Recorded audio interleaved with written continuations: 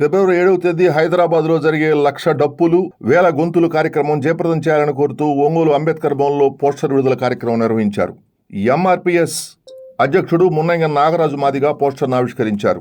వర్గీకరణకు అనుకూలంగా సుప్రీంకోర్టు తీర్పు ఇచ్చిన ఏబిసిడి వర్గీకరణ అమలుపరచడంలో ప్రభుత్వాలు మేనమేషాలు లెక్కిస్తున్నాయని, దీనికి నిరసనగా హైదరాబాద్ లో ఈ నెల 7వ తేదీన 1,00,000 డప్పులు 1000 గొంతులు కార్యక్రమం నిర్వహించి నిరసన తెలియజేస్తామని పేర్కొన్నారు. హైదరాబాద్ లో జరిగే ఈ కార్యక్రమానికి ఆంధ్రప్రదేశ్ రాష్ట్రం నుండి వేలాదిగా మాదిగలు తరలి రాబోతున్నారని తెలిపారు.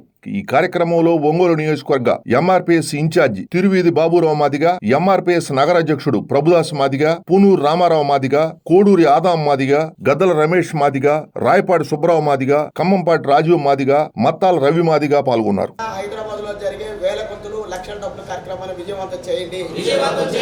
డాక్టర్ మున్నంగి నాగరాజు మాదిగా ఎంఆర్పీఎస్ జాతీయ అధ్యక్షులుగా వ్యవహరిస్తున్నాను. ఈరోజు ప్రకాశం జిల్లా ఒంగోలు టౌన్ ఆధ్వర్యంలో ఈ సమావేశాన్ని నిర్వహించడం జరుగుతుంది. ఈ సమావేశం యొక్క ముఖ్య ఉద్దేశం ఒకటే.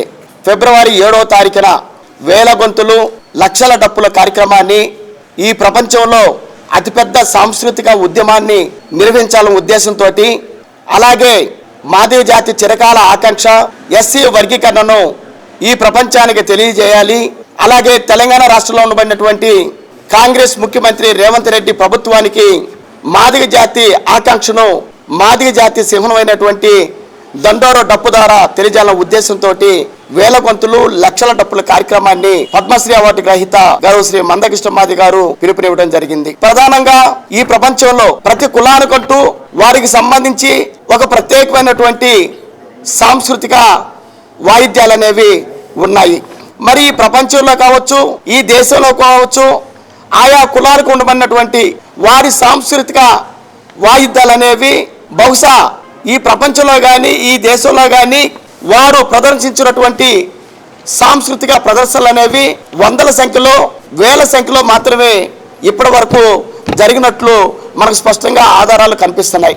కానీ ఈ ప్రపంచంలో మొట్టమొదటిగా మాదిగ జాతి ఏదైతే సాంస్కృతిక చిహ్నంగా చెప్పబడుతున్నటువంటి దండోర డప్పు ఉందో, ఈ డప్పు ద్వారా ఫిబ్రవరి 7వ తారీఖున 1000 గొంతులు 1,00,000 డప్పుల కార్యక్రమం అనేది ప్రపంచ రికార్డుగా ఫిబ్రవరి 7వ తారీఖున నమోదు కాబోతుంది. మా ప్రధాన ఉద్దేశం ఒకటే.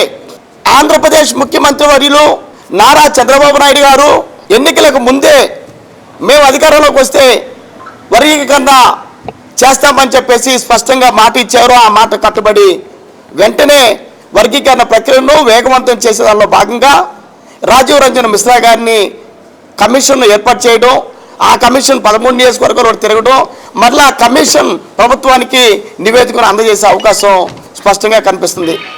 అందుకు వర్గీకరణ ప్రక్రియను వేగవంతంగా ముందుకు తీసుకువెళ్తున్నటువంటి నారా చంద్రబాబు నాయుడు గారికి ప్రత్యేక ధన్యవాదాలు తెలియజేస్తూ, అలాగే తెలంగాణ రాష్ట్ర కాంగ్రెస్ ముఖ్యమంత్రి రేవంత్ రెడ్డి గారికి మేము ఒకటే హెచ్చరిక చేయదలుచుకున్నాం. రేవంత్ రెడ్డి గారు ఆగస్టు 1వ తారీఖున గౌరవ సుప్రీంకోర్టు 7 సభ్యుల రాజ్యాంగ ధర్మాసనం జస్టిస్ చంద్రచూడ్ గారి నాయకత్వంలో వర్గీకరణకి అనుకూలంగా రాష్ట్ర ప్రభుత్వాలే వర్గీకరణ చేసుకోవచ్చని చెప్పేసి ఒక సంచలనాత్మకమైనటువంటి తీర్పును సుప్రీంకోర్టు వెలువడించడం జరిగింది. సుప్రీంకోర్టు ఆగస్టు 1వ తారీఖున ప్రకటించిన వెంటనే 10-15 నిమిషాల్లోనే టీవీల ద్వారా, సామాజిక మాధ్యమాల ద్వారా సమాచారాన్ని అందుకున్నటువంటి ముఖ్యమంత్రి రేవంత్ రెడ్డి గారు అసెంబ్లీ సాక్షిగా ఈ దేశంలో మొట్టమొదటిగా వర్గీకరణ చేసే రాష్ట్రం ఏదైనా ఉంది అంటే అది తెలంగాణ రాష్ట్రం మాత్రమే, అది కాంగ్రెస్ ప్రభుత్వం మాత్రమే అని చెప్పేసి స్పష్టంగా రేవంత్ రెడ్డి గారు అసెంబ్లీ సాక్షిగా చెప్పారు. అదేవిధంగా సుప్రీంకోర్టు ఇచ్చినటువంటి ఈ తీర్పు మేరకు అవసరమైతే చట్టబద్ధత కల్పించే విషయంలో కొంత జాప్యం కానీ జరిగితే మాత్రం విద్యా, ఉద్యోగ, సంక్షేమ రంగాల్లో తెలంగాణ రాష్ట్రంలో ఉండబడినటువంటి మాదిగ జాతి నష్టపోకుండా ఉండేందుకు గాను అవసరమైతే ఒక ప్రత్యేకమైనటువంటి ఆర్డినెన్స్ కూడా తీసుకొస్తారని చెప్పేసి ముఖ్యమంత్రి గారు స్పష్టమైన ప్రకటన అసెంబ్లీ సాక్షిగా చెప్పడం కూడా జరిగింది. మరి ఈ మాటలు చెప్పినటువంటి ముఖ్యమంత్రి గారు మాట మీద నిలబడకుండా మాదిగ జాతిని నమ్మించి మోసం చేసే విధంగా ఇటీవల కాలంలో తెలంగాణ రాష్ట్రంలో ఉపాధ్యాయ పోస్టుల భర్తీ కార్యక్రమాన్ని ఆయన పూర్తి చేయటం జరిగింది. మరి ఈ దేశంలో వర్గీకరణ అయినంత వరకు కూడా అన్ని పోస్టులు కూడా నిలుపుదల చేస్తారని చెప్పేసి అన్నాడు. ఈ దేశంలో మొట్టమొదటిగా అమలు చేసే రాష్ట్రం తెలంగాణ రాష్ట్రం, కాంగ్రెస్ ప్రభుత్వం అని చెప్పేసి స్పష్టంగా చెప్పారు. మరి ఆ మాట చెప్పినటువంటి రేవంత్ రెడ్డి ఉపాధ్యాయ పోస్టుల భర్తీ కార్యక్రమాన్ని పూర్తి చేశాడు. అలాగే మరలా గ్రూప్ 1 కావచ్చు, గ్రూప్ 2 కావచ్చు, పోలీస్ రిక్రూట్మెంట్ కావచ్చు, ఈ విధంగా ప్రభుత్వ శాఖలో వివిధ పోస్టులకు సంబంధించినటువంటి నోటిఫికేషన్ భర్తీ కార్యక్రమాన్ని మరలా ప్రారంభించబోతున్నాడు. రేవంత్ రెడ్డి ప్రభుత్వం ఈరోజు వెనుకడుగు వేయడానికి ప్రధాన కారణం ఒకటే. కేంద్రంలో ఉండబడినటువంటి ఏఐసిసి అధ్యక్షులుగా ఉండబడినటువంటి మల్లికార్జున ఖర్గే గారు, ఆయన మా సోదర కులస్తులు. మా సోదర కులస్తుల యొక్క ఒత్తిడికి తలొక్కి, మల్లికార్జున ఖర్గే గారి యొక్క ఒత్తిడికి తలొక్కి ఆయన వర్గీకరణ విషయంలో ఆయన వెనకడుగు వేస్తున్నట్లు మాకు స్పష్టంగా అర్థమవుతుంది. మరొక అంశం మేము స్పష్టంగా చెప్పదలుచుకున్నాం.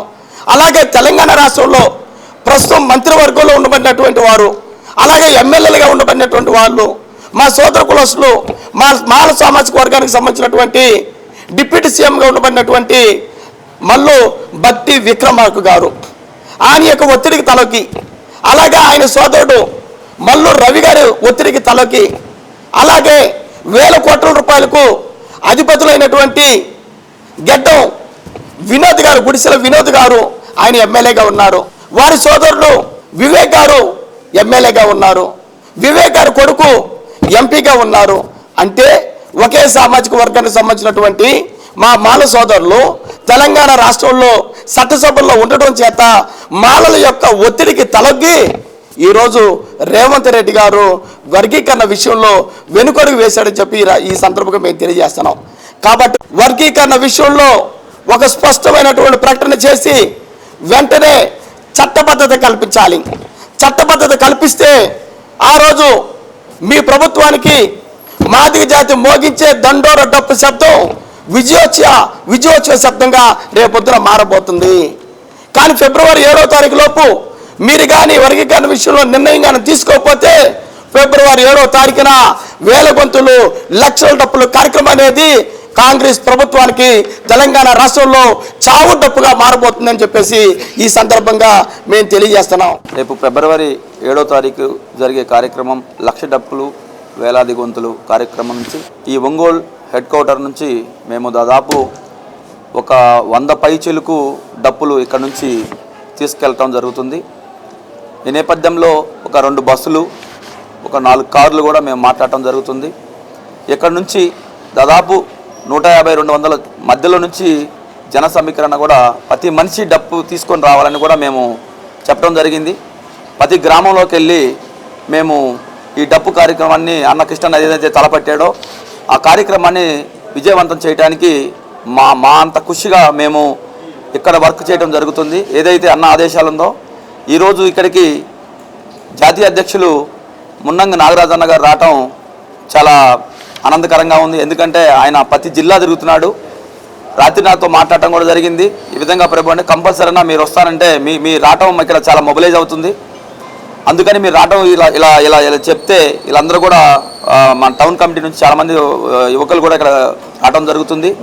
ఏదైతే రేపు ఫిబ్రవరి 7వ తారీఖు జరిగే కార్యక్రమంలో మా ఒంగోలు హెడ్ క్వార్టర్ నుంచి చాలామంది ఇక్కడ తరలి వెళ్ళి ప్రతి మనిషి డప్పు తీసుకొని రావాలని చెప్పడం జరిగింది. చాలామంది విడిగా రావటం వస్తారు, అట్లా కాదు అనకుండా డప్పు తీసుకొని రావాలని చెప్తుంది. నిన్న కూడా కొంత డప్పులు విక్రయం చేయడం జరిగింది. కొన్నాం కొంతమంది డప్పులు, కొంతమంది వస్తున్నారు, కొంతమంది లేని వాళ్ళు కూడా కొంతమంది ఉంటారు. కాబట్టి నిన్న డప్పులు కూడా చాలా వరకు ఒక 50 డప్పులు కొన్నాం, విడిగా కూడా కొన్నాము.